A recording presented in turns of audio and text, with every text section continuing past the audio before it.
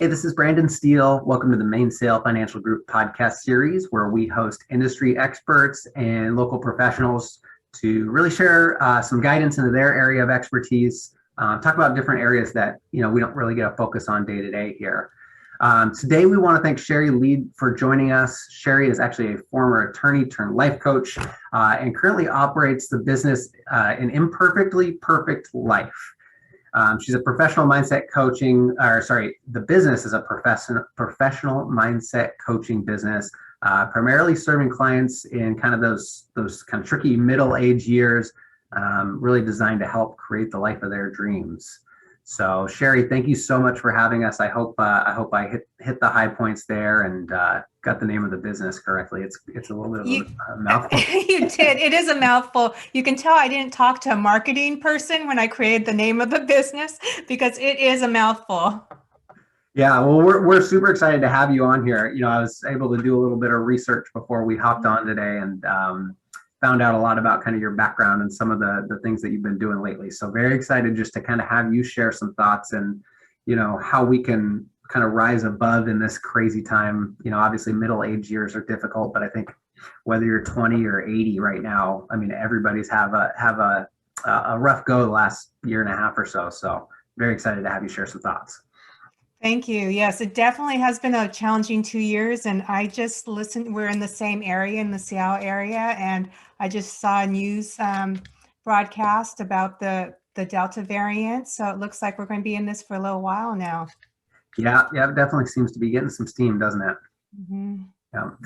So I guess maybe to kind of kick things off, can you share a little bit about your background? And, I know I kind of introduced you to some degree and, the interesting road to get here, but can you share from your perspective how you've got here and kind of what you're doing today?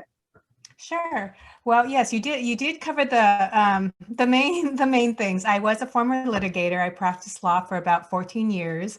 Half that time was as a criminal prosecutor, the other half as a civil defense attorney. Then my husband and I had 2 kids, and I decided to stay at home with them for several years. In fact, I just became an empty nester a week ago. So now empty nest. And before that, though, in my late 40s, when my kids were becoming more independent, I decided I wanted to get back to work, start a new career. And I was at a place where I actually was able to decide, what do I really want to do? And no surprise, it actually wasn't practicing law. And so I ended up going the route of becoming a life coach. And as you said, I coach those in their fabulous middle years. And after age 50, I published my first book called The 50-50 Friendship Flow. And just this past August, a couple of weeks ago, my second book came out called Make Your Mess Your Message. So those 2 books came out from age 50 and 51. So life does happen after 50. Got a lot of writing done during this pandemic, didn't you? I did. Yes, definitely. Yeah. Well, I think I'll start with your most recent book. That was one that like instantly caught my eye. Make your mess your message. And I know a lot of your branding and a lot of your message has that kind of incorporated as well. So can you just talk about that a little bit, like what that means and how folks can kind of use that that catchphrase, I guess, to kind of turn things around a little bit? Well, yes, this is a book that came about during the pandemic. I was not planning on writing a second book, but we all have those stay-at-home orders. And I was taking a Robin Roberts masterclass on communication. And she said her mom taught her to make her mess her messages. So I decided to reach out to 51 of my girlfriends via Zoom to ask them that question: what is your mess that became your message? And so this book is about all of those Zoom dates that I had during the pandemic, where friends of mine shared with me what that mess was that became their message. And it was actually kind of like free therapy during the pandemic, in addition to connecting with these wonderful women. Yeah, that's a cool way to spend some time. Were you doing that kind of like on a weekly basis then, where you would, have a standing time to chat about this stuff? I didn't have a standing time, but yes, I did it over the course of almost a full year. So it was basically on a weekly basis. And it really resonated, given that we have been in this mess in the last, now going on 2 years here. And the stories in the book just showed how much, when we're in these messes, if we're able to take a step back, and you probably have this with your clients, if we're able to take a step back and disconnect from our mess for just a moment, whether it be financial, personal, whatever it is, when we take that step back and let go of our emotions for a minute, we're able to see all this opportunity and choice. And most oftentimes our messes do lead us to something pretty wonderful. Yeah, no, that I think it's a great way to think. And I guess just to make sure people kind of understand where you're going with that, I don't want you to give away the book, but either from the book or outside of it, can you maybe share an example of, how someone has turned a mess to a message? Yeah, sure. So one of the stories that really resonated with me and was actually life-changing for me was a woman here. And there's a lot of women in the book that are local. Some are not local. In fact, I have a woman in the book from Germany, one from Canada, but many are local. And this woman who's local, she had a son who went away to college to Wazoo, an athlete, good student. And he came home and had his wisdom teeth taken out when one of the college breaks. And he ended up, within months of getting on Oxycontin, he ended up on the streets as a heroin addict. And this was a woman that I had known for years, and kind of the perfect family, not a family that you would have thought of that would have to deal with this issue down the road. Anyway, it turned out to be about a 10-year journey for this family. But talking to her, the way it changed my life was, as you know, we have a huge homeless problem in Seattle, just like many metropolitan areas. And I didn't realize that I had become very desensitized to the homeless I saw on the streets. And I lost a piece of my humanity that I didn't realize I had lost during, as this problem has increased. And talking to her about her son and the struggles that her family has gone through, and he's doing really good right now. And her message from this was to help other families and to be involved in a nonprofit and help people who struggle with addiction. But the life-changing thing for me is, all of a sudden now, when I see somebody on the street or on a corner, I see them as somebody's son, somebody's daughter, somebody's father, somebody's brother. And I started to carry backpacks in my car with me that have, toiletries and things like that. And I've had the most amazing conversations at stoplights because of this, giving over these backpacks I didn't have before. So these stories, and that's just an example of how that one changed my life and what I do on a daily basis, really can affect another person when we share our messes and how we've gone through them. Okay, that's helpful. That is very, very powerful story. And sorry to hear that. Sounds like you were close with them too, so that's tough to go through. But I think that really outlines or highlights the idea here. And I think I realized too, as you shared that it's not so much just about how to come out of that, but like how can you use what you've gone through to find the silver lining, I guess. Is that fair to say? Yes, and talking about these messes, because all our lives are filled with a whole lot of mess, but a lot of times we're afraid to share them because of fear of judgment, or we live in this beautiful social media type of world, and we're afraid to share our messes. But talking about them does remove the stigma, and it's inspiring to other people. There was another story, and maybe you can relate to this one, of a woman who, she and her husband were in extreme debt, financial debt, and they, in the process of having a child, the wife lost her job. And so now not only were they in financial debt, they had another mouth to feed and one less income coming in. And they ended up getting out of all this consumer debt. It took a long time. And she says in the book, it took literally blood, sweat, and tears, because part of it, they donated blood at one point, but they got out of all their consumer debt. And now they're working on paying off their home mortgage, which is huge. And so it's these things, recognizing that, yeah, we have these messy lives, but there's something we can do. There's always an opportunity. There's always a choice. Okay. Yeah, no, that's good. And to your point, like, so my story is growing up, I had no financial education. So it's funny because this message really like resonates heavy with me because I got in some trouble financially and, it was a mess. And so I kind of went down this career path to learn myself, but also hopefully teach people. So all this stuff you're talking about makes a ton of sense to me for sure. Well, and that's really great to hear because a lot of times when I work with my clients and there might be a money issue that they're working on, these are things I refer out to people like you that are experts in this area, but it's very common for someone to say, well, I don't have enough money to go to a financial planner. That's only for people who are wealthy. That's only for somebody with means. And, hearing that that's your background where you came from is very helpful. And it's also what we do is we question these beliefs. Where did this belief come from that only wealthy people need financial planners or use financial planners? And as we question these beliefs, we often find out that they're not necessarily true, which opens the door again to more opportunities, a chance to, go out and actually see an expert and feel comfortable talking to an expert for help. Yeah. Yeah. No, I think that's definitely good. And I think, as you were kind of talking about some of these stories too, something that comes to mind is I know you've talked a lot about this, like this imperfectly perfect life, right? So can you maybe share a little bit more about what that means?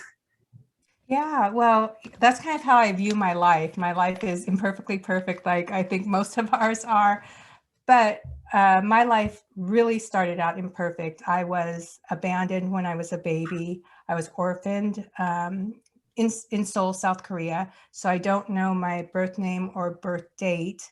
So my life started out a bit imperfect. And there are several things along the way that have been imperfect. Most recently, which kind of led me on this career path I'm on now, is I had cancer when I was 47. But that imperfection in my life kind of opened it up even to greater opportunities, and it's even more perfect than it was before. So that's sort of where that imperfectly perfect life comes from. So you have this, and I know we're just kind of meeting, but I feel like just from this, from the little bit I know of you already, like you have this way of looking at things where you find the good and you try and like turn this switch to find something within it, which I think comes back to your original message. But how can people do that? I think a lot of people are not wired the way you might be.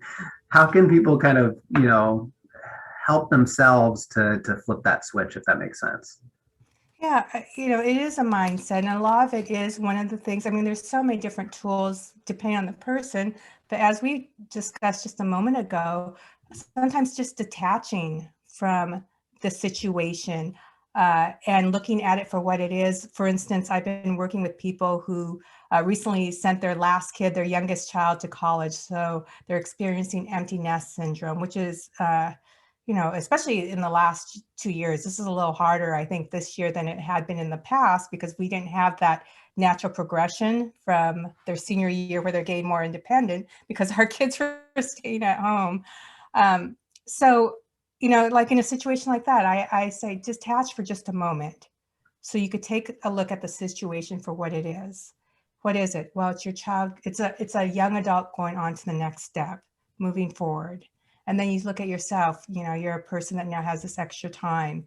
You're able to, look for opportunity, for purpose. And this could be done in anything, just that little detachment from the situation. I keep on going back to financial because when I look at you, I just think financial. But, even, you're stuck in debt or whatever, the situation is, you've lost a job, and that's very emotional. It's very stressful, but just for a moment, take a moment to detach from that situation, see what it is. It's a job. There are a lot of jobs.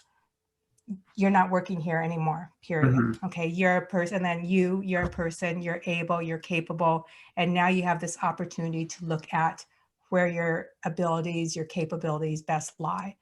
And I'm kind of simplifying things, Sure. but but that's a big part of it, is just to be able to take a step away from our emotions for a moment. Okay. Yeah, no, that makes sense. And I think, it's funny. I was going to ask you a little bit about your reflection because I feel like this is a perfect segue because I feel like from what I've gathered in your two books in such a short period of time and all this work that you've done recently, I feel like you had taken maybe a lot of time through this pandemic to kind of do some self-reflection. Is that fair to say? And kind of get a sense of of what's going on. So I guess where I'm going with that is if that is the case, can you kind of share with me some of like the biggest findings through that and like what, as you were learning more about how to turn these, what most people would see as negatives into positives, like some of the top ways to do that or things to think about? Sure. I think that during the pandemic, I think there was a lot of self-reflection that we all did not, even if we didn't want to do. It really made us there was so much going on during the last year or two that made us kind of question what our beliefs are, who our friends are, how we want to interact with each other, and what the future looks like for all of us. And it did help that I was going through this process of talking to my girlfriends about their messages, because one thing it did teach me, it taught me to recognize the times in my life where things have been tough, where things didn't go my way. Like, maybe I didn't get the job, I didn't get the apartment I wanted when I was, or a relationship fell apart. And when I look back at those things that happened, where I didn't want them to happen, they actually led me to something better, a better job that I didn't expect, a apartment that I could actually afford, in a better neighborhood, or a relationship with somebody that I actually could stay with for a long time that was more nurturing. I mean, every single thing, when I look back after this year and I thought of when things went wrong for me and I didn't get what I wanted, I actually did get something better, and it's made me trust, you could say trust the universe, trust God, whatever, the higher power, the bigger picture is, it made me trust more and have more faith in that things are going to work out. Sure. Yeah, no, that's good. I feel like you just have this extremely strong mindset. Like I feel like I really want to strive to like work towards that. And I think that everybody probably could, because if you can, from my opinion, and I know I'd love to hear your thoughts on this too, but from my opinion, like if you can just look at things, look out one window, see the sunshine, as opposed to always looking out the window in the rain, like you can find the good, let's put it that way. And if you can start to do that, things just start to compound from there. Yeah, and I think it's always smart to remember that you have choice. Sometimes the choices aren't that great, but you do always have choice, so you're never stuck, because I strongly believe that's where a lot of the angst and stress comes from, when we feel like we're stuck and we don't have choice. So yeah, take that step back and recognize, okay, what are my choices? Yeah, that's good. Again, they might not be the best choices. Oh, and one quick exercise I think is kind of fun that I suggest to people when things aren't going so well, or they don't like the way things are, they're sad about something, I tell them to write the ending of it, right? Write the alternate story, for instance, with this empty nest syndrome, and people are sad and they're feeling lonely about their kids leaving the house and then coming into this new area of life. I tell them to write that alternate story. Write that story when your kid doesn't leave the house. What does that look like? And it's making dinner for the next 30 years, right, doing somebody else's laundry. But whatever it is, that could be with the relationships too. When relationships break up, I sometimes will have my clients write that story of what that looks like if you stayed in that relationship for the next 10 years. What does that look like? And actually, the stories end up being quite humorous and adds levity, but it also adds perspective. Yeah, no, that I like that a lot. That's super helpful. That's a really good takeaway. And as we maybe start to work on wrap it up, I do want to make sure that I ask about your other book too. So your first book was the 50-50 Friendship Flow. So can you maybe just talk a little bit about that and some of the takeaways, again, without giving it all away, but just, some things that you've learned as you were going through that? Yes, that book happened sort of by accident. So it was between after my breast cancer diagnosis, and I attended a girlfriend's memorial service, and several people stood up and said all these wonderful things about her. And I realized they were saying these things about her, not to her. So between my 49th and 50th birthday, I decided to change that and sit down one-on-one with 50 women in my life to tell them what I've learned from them, with the belief that everyone we meet is both our teacher and our student. And this is, for men and women both. And so during this course of this, because I'm an overshare on social media, I was posting these dates and people start to ask me, how can I do this? I really, this has sparked an idea in me, and I want to tell somebody what they meant to me and why I learned from them. And it organically grew into a book. And that book is the dates I had with each of these women and the life lessons they've taught me. That's good. So, and that 50-50 part is basically all that. It's the give and take of a, teacher and student, mentor, mentee, that kind of thing. Yes. And again, I didn't speak with a marketing expert for that one either. just like the Imperfectly Perfect Life. I've got these mouthful of words going around. So one day I'll have to talk to a marketing specialist. I like the 50-50 friendship flow. I see why you say that, but I think it rings nice, and it makes sense instantly. So you're onto something there.